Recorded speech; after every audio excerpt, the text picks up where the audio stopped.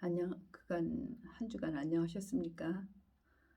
함께하여 주심에 반갑고 또 감사드립니다. 오늘은 시작하기 전에 지난 시간에 공부했던 것을 잠깐만 지도를 보면서 복습을 좀 해봤으면 합니다.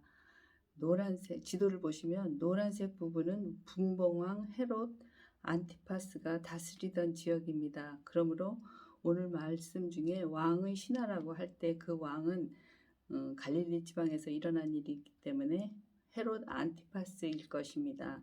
그 다음에 중앙에 사마리아 지방이 있고 거기에 이제 지난 시간에 배운 수가성이 있는 것입니다. 그 다음에 밑에 유대 지방에 예루살렘과 베들레헴이 있는 것입니다. 그러니까 이 지도를 생각하지 않고 그냥 무작정 읽다 보면은 갈릴리 지방의 가버나움인지 가나인지 나사렛인지 지방과 도시가 헛갈려서 무슨 말인지 좀 헷갈립니다. 그러니까 이 지도를 잘 한번 숙지해 두시면 성경을 읽는데 좀 편하실 것입니다. 그러니까 맨 북쪽이 갈릴리 지방의 가버나움이나 가나 나사렛 지방 도시가 있는 것이고, 중간에 사마리아 지방에 수가성이 있는 것이고, 밑에 유대 지방에 베들레헴, 예루살렘이 있는 것입니다.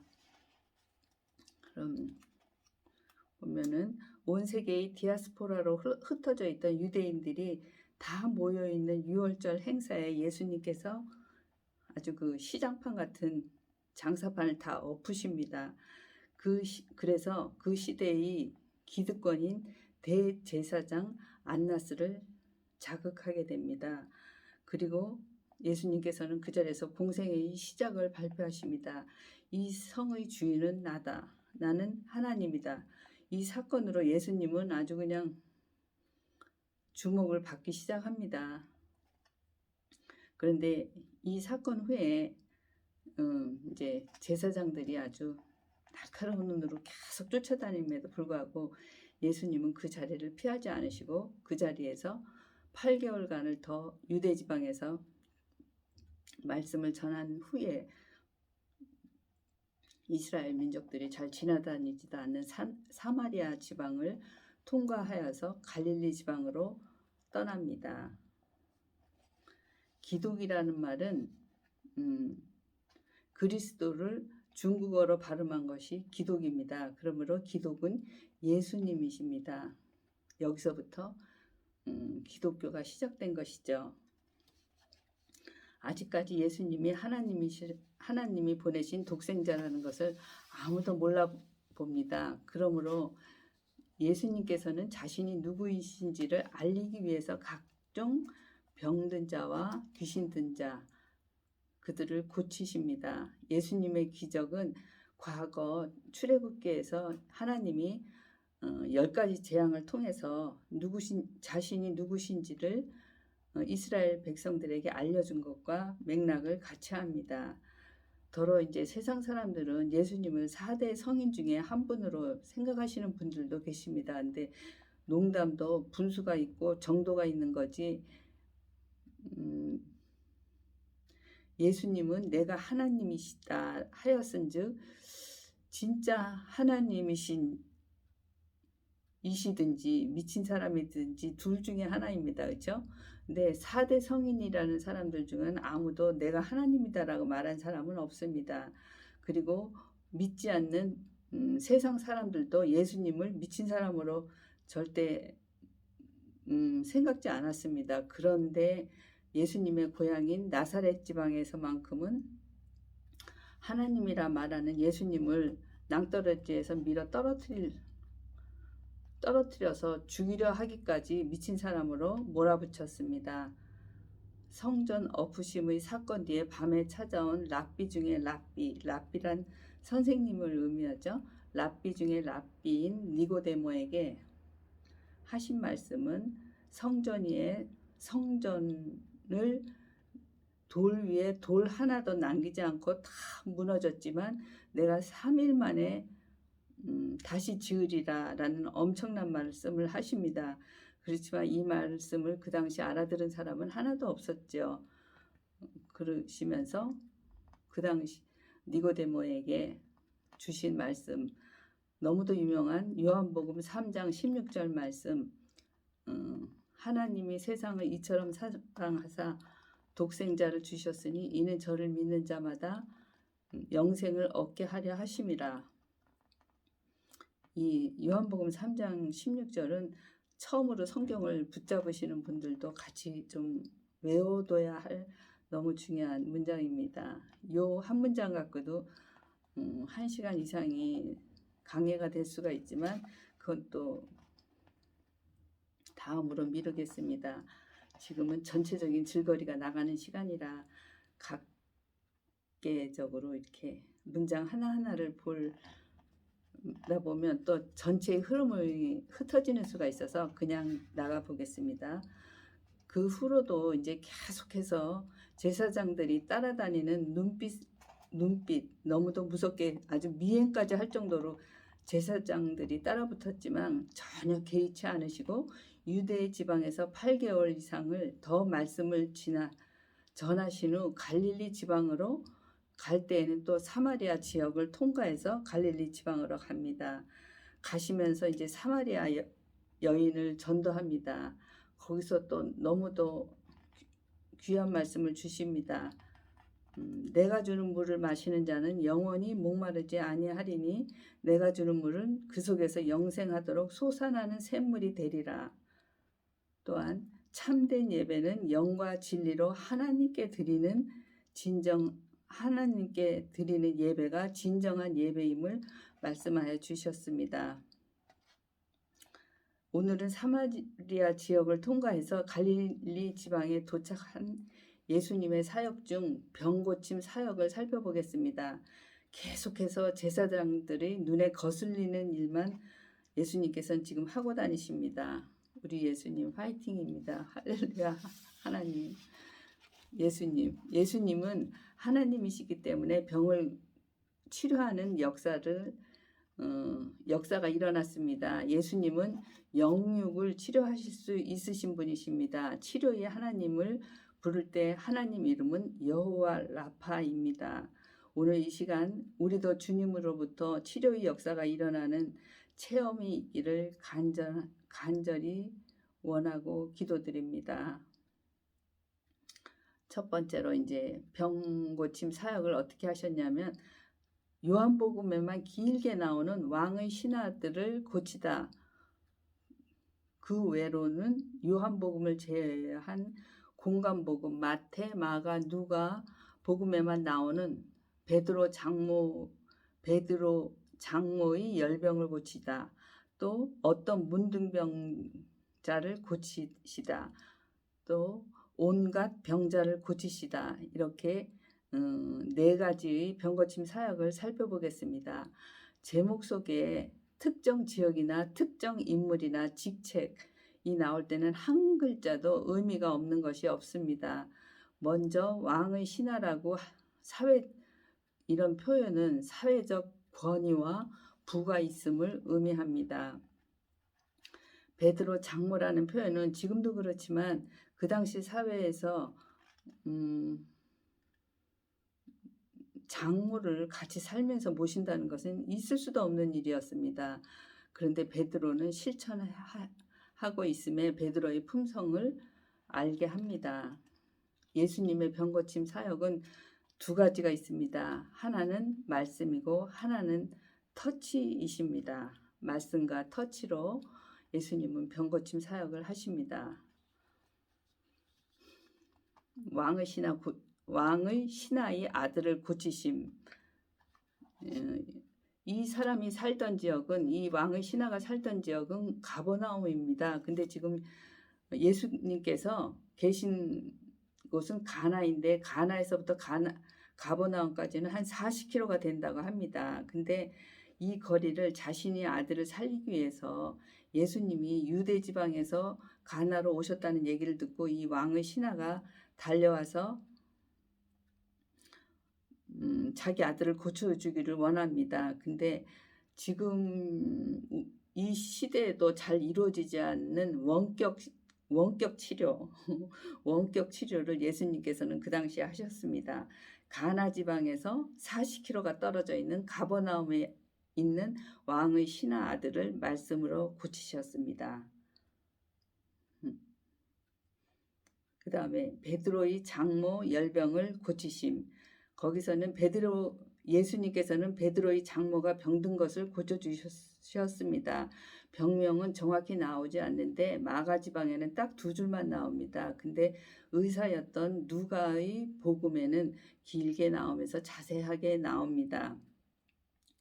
이 장모님도 베드로가 멀쩡하게 그냥 배도 가지고 있는 어부를 하면서 생계를 유지하고 있었는데 배며 그물이며 다 팽개치고 예수님 따라다닌다고 하니 아유 장모님도 어지간히 속이 상하셨을 것입니다. 근데 다른 병든 사람은 몰라도 베드로는 예수님이 함께 하시는 동역자이십니다. 제자이십니다. 그래서 다른 사람들은 주로 말씀으로 고치셨는데 베드로 장모님은 말씀 없이 바로 터치, 조용히 잡아 일으키십니다. 터치로 바로 고쳐주십니다. 사람이 아파서 열이 나는 것은 대부분의 경우 몸이 어떤 병에 저항하는 경우에 생기는 것으로 몸 스스로가 열을 올려서 병균을 죽이려 하는 것이라 합니다. 의학적으로. 그런데 베드로 장모님이 가진 내 안에 죽여야 할 온갖 세상적 일들을 벗어버리려면 이만저만한 열병을 알아갖고는 안 되는가 봅니다. 아주 중한 열병을 앓으셨는데 예수님의 터치 하나로 바로 일어나십니다. 매년마다 우리는 온 나라 전체가 입시로 열병을 앓고 있습니다. 이번 목요일 11월 19일 날도 수능 시험 날이라 하더라고요. 참 엊그제일 같은데 벌써 이게 세월이 이렇게 많이 흘렀네요. 매년마다 우리는 온 나라 전체가 아주 수십만 명의 입시생과 가족까지 합한다면 수백만 명까지 될까요? 모두가 불덩어리가 됩니다. 고3을 집에 둔 사람네는 아주 숨도 못 쉬고 오로지 그 아이의 성적을 위해서만 온 가족이 아주 목을 맵니다. 줄다름을 칩니다. 이거는 분명히 열병입니다. 우린 모두가 이런 식으로 살고 있지 않나 그런 생각이 듭니다.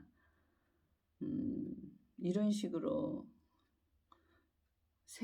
살아간다고 해도 과언이 아닐 정도로 눈에 불을 켜고 흥분한 상태로 앞뒤 가리지 않고 나가보도 서두르고 그렇게 살아가는 것 같습니다. 지금 열린교회를 부족한 채로 이어나가다 보니까 저야말로 서두르고 성급하게 일을 자꾸 저질러서 같이 하시는 분들께 정말 좀 죄송한 마음이 가지고 있습니다. 죄송합니다. 너무 미숙해서. 우리가 신앙생활을 하면서 당황되는 경우는 내가 기대하는 것보다 너무나 신앙생활이 이루어지지 않을 때가 아닌가 생각이 됩니다. 그러나 그런 절망과 당황을 하는 신앙생활을 직면하면서도 할지라도 열심히 살아내는 게 뭐 잘못이라는 말은 아닐 것입니다. 다만 다른 사람, 이 사회나 단체에서 함께 이루어 나가야 할 선을 전혀 고려치 않고 자기를 중심으로만 생각하고 행동하려는 게 문제라 생각합니다. 그러다 그런 것이 본질이 아니다라는 것을 알고 다른 것을 찾으려면 얼마나 힘이 든지 열병을 앓는 것과 같다는 것을 경험하신 분들은 다 간증을 하실 수 있을 것 같습니다.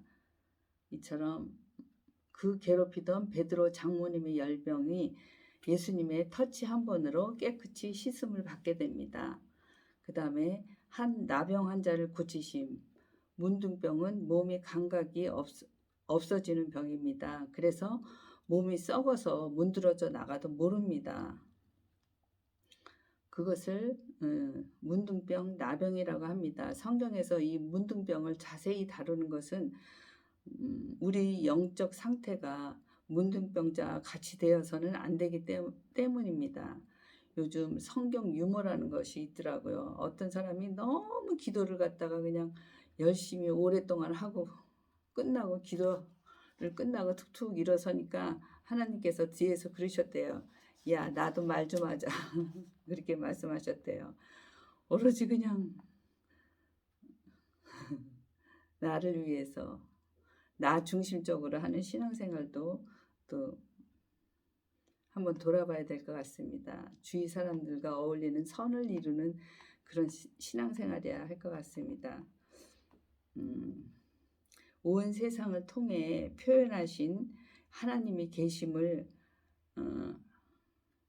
알지 못하는 것이 문둥병인 것 같습니다. 영적 문둥병인 것 같습니다. 이스라엘 백성들이 하나님께 제사를 드리지 않은 것이 아닙니다. 바리새인들이 율법을 멀리한 것이 아닙니다.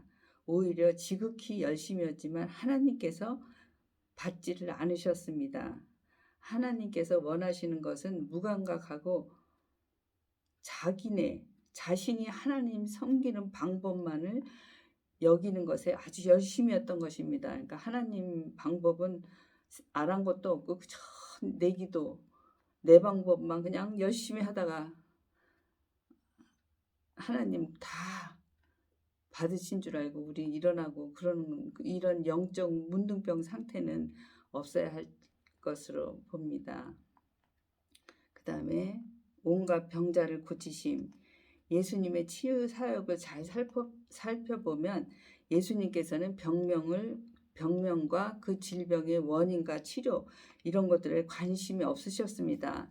병든 자를 지칭도 어떤 누구누구 한 여인 내지는 한 병자가 있었으니 이런 식으로 불특정한 사람을 지칭하십니다. 우리 모두가 누구에게나 해당하는 것이라 생각됩니다.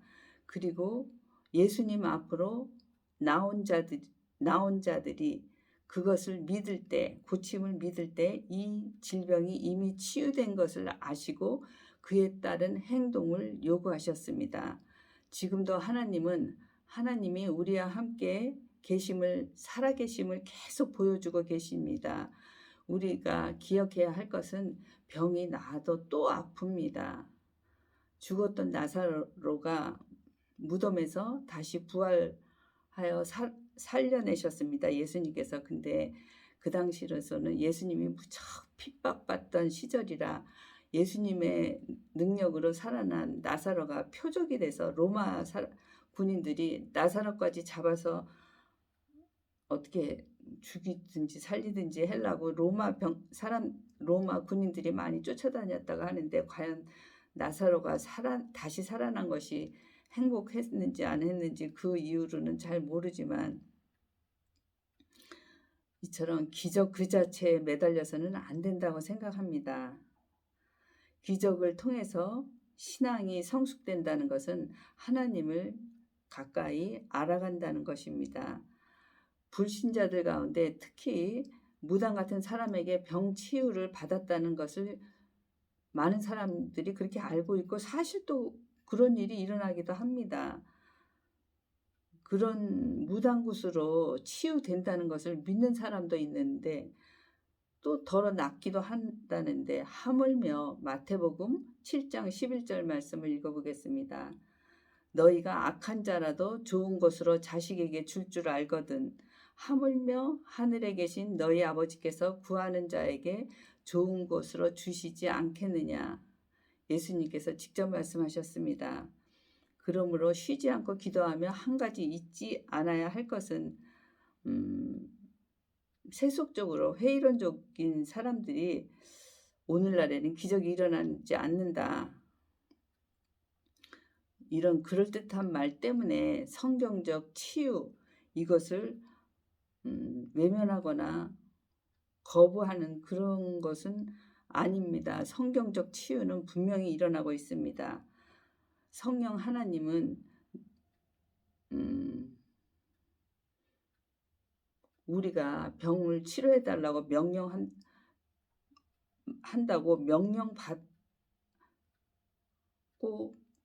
명령을 할 수 있는 분이 아니십니다. 모든 주권은 하나님께 있으시다는 것입니다. 우리 사정과 형편을 아뢰어 드리면 그분께서 결정하십니다. 분명한 것은 그분이 지금도 치료를 한다는 것입니다.